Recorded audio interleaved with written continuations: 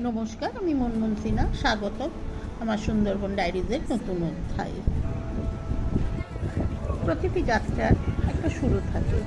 আমিও ভেবেছিলাম একদিন সুন্দরবন যাব, তো হঠাৎ চলেই গেলাম।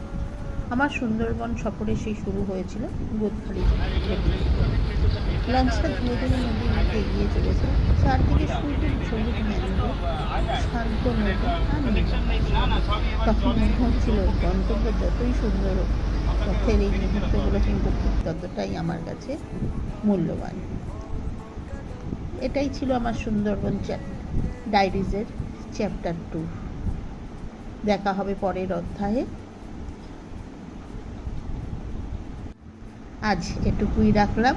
আবার দেখা হবে আমার সুন্দরবন ডায়েরিজের পরের অধ্যায়। সবাই ভালো থেকো।